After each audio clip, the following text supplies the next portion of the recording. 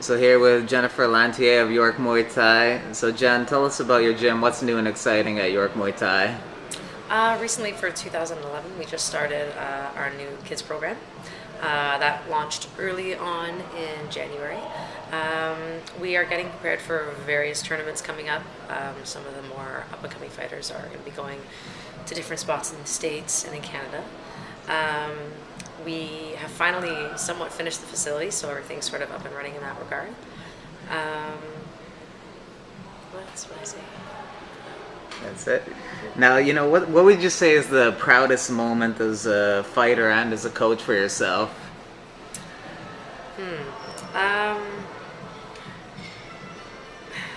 as a fighter, it's tough to pass. It's tough to surpass your first belt. Like it's tough to sort of have anything be more significant than that. But second to winning a belt would be the trip to Thailand that I had. Which was hugely eye-opening for me, not only as a fighter but as a person. But traveling was something I didn't typically do before, so it was my first time leaving Canada, and it was a hugely transforming experience for me. Above and beyond both of those things, though, I would say just the development of who you become when you're focusing on something like that, especially when it's something like Muay Thai, which is, it has the mental, the physical, and the spiritual aspect as well. So as a fighter, those three things, and as a coach, I love watching students that you would never typically suspect be in a Muay Thai school or in a class. I like to see them gain their power, their strength, their confidence, and then I think a close second to that would obviously be coaching some of my top fighters in the ring and watching them progress on a more technical level. But definitely the number one thing is watching my students transform. I think you can see like some quiet little girl that you wouldn't typically think doing Muay Thai. She'll come in, she'll be kind of reserved, kind of unsure of the martial art and so on. And then you kind of fast forward to a few months later, and she's got power, she's got strength, she's got confidence, she has a better understanding of herself. She has a better sense of respect for herself, and that happens with a lot of students. So. But that's probably the most rewarding thing. And are people surprised that you're a Muay Thai instructor and fighter as well when you tell them that? Yeah, there's certain little things. If I meet a guy somewhere and I'm like, oh, I'm kind of reluctant to say that I own a gym or that I teach, because I know I'm going to get the typical, so you can kick my ass then? And then I'm like, oh, here we go. This sort of, that part I kind of don't have the best time with, but I think when the guys first come into the gym, if they don't already have a knowledge of Muay Thai, because there's a certain base in Toronto, so everybody kind of knows everybody. So typically when someone walks in, they already either know that I train with a John, or I'm a part of the Siam family, or they know who I am from some area of Muay Thai. If they have no area of Muay Thai, I run all the introductory lessons typically, so the knowledge is what I think they respect the most. When they come in and they're like, they shake their hand like, hey, I'm, Bobby or whatever. And I'm like, hey, I'm for Jenypher. And they're like, you own the school? I'm like, yeah. At least I'm in Thai shorts then, but sometimes if I'm running around the gym doing things that I haven't quite changed yet, they're like, you around the gym, really? And it's fine, I expect that. And then when we first start to do the introductory lesson, they understand by seeing the technique, by hearing the knowledge, and we do a lot of the first session is a lot of history of Muay Thai, and you gotta give them a good background, and then we go through all the weapons and so on. So once they've heard that, then they kind of relax and there's a little bit more respect there. Or if you ever have trouble gaining a man's respect in something like that, just lead a warm up. There's nothing like doing 30 or 40 push-ups next to a guy that can't do 10. But other than that, Have you ever had to use Muay Thai in a self-defense situation at all?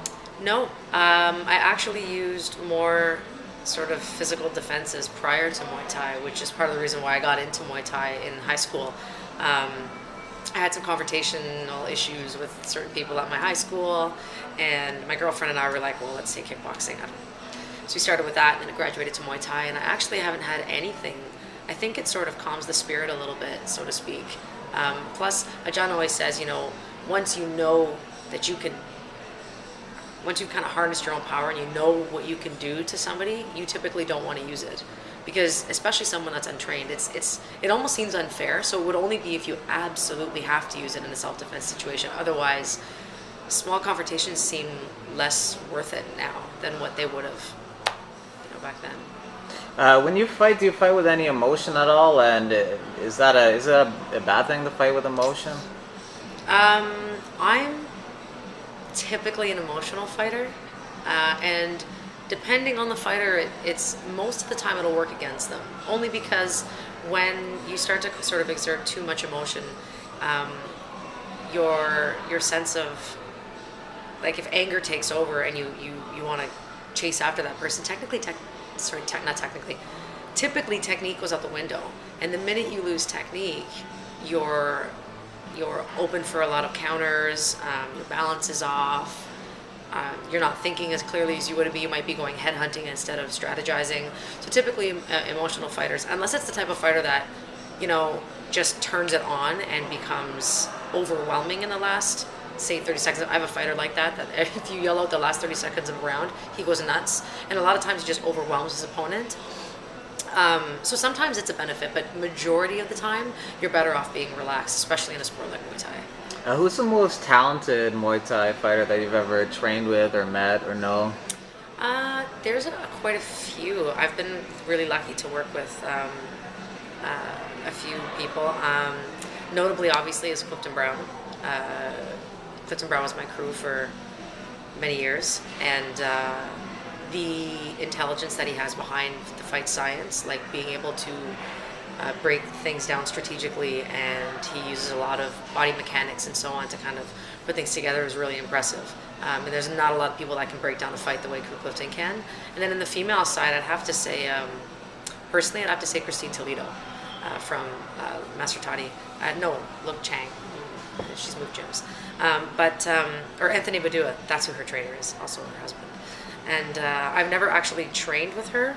However, we've been in the fight game at the same time, and we were asked to fight each other a few times, and it never kind of materialized. But watching all of her fights, watching her training, and actually knowing her as a person, phenomenal athlete, mentally strong, and she's one of the only females that when I watch her, I feel like I'm watching a traditional male sort of, like a strategy fight. With females, a lot of the time it's like there's just aggression. It's who can be more overwhelming for the other person. There's not as much of a strategy game depending on the level that they're at. And with her, I've always seen a lot of strategy, and I think she's great. I think it would be mainly those two that I've actually been in direct contact with. Do you have any fights coming up? No, I haven't fought since 2006. The last time I fought, I broke my tibia in my title fight. And then it was that summer that I was healing that I was asked to take over the York U program. And from there, Combat contacted me, and from there, Extreme Couture contacted me. And like within a year, I was at all three gyms plus a full-time day job.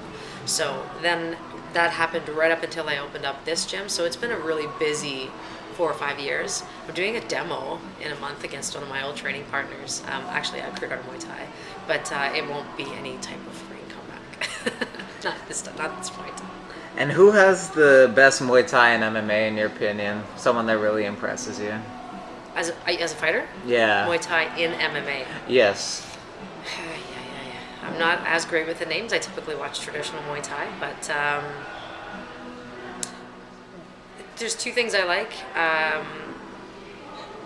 There's a couple of guys that obviously have decent stand-up, but as far as MMA goes, it's kind of cliche to say Anderson Silva, because although he's known as a Muay Thai fighter, typically his talent doesn't come simply from Muay Thai. His talent comes from his intelligence as far as strategy in the ring. For sure, he'll use whatever he needs to.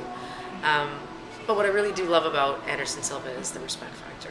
I love that he bows to his opponents and he doesn't talk crap and stuff like that. I'll go with Anderson Silva, though I'm sure there's others that I don't know their names, but when I've watched them, I was impressed by them.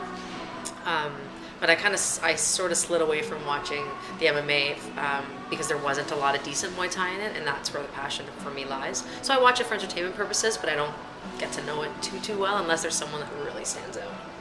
Did you see his kick, Anderson Silva's kick against Vitor Belfort? I did. And what did you think of that? Have you ever seen anything like that in Muay Thai or any combative sports? Not in a knockout. I've seen cumulative teep knockouts to the body. So a fighter taking just repeated push kicks to the stomach and just ends up going down or not returning for a round.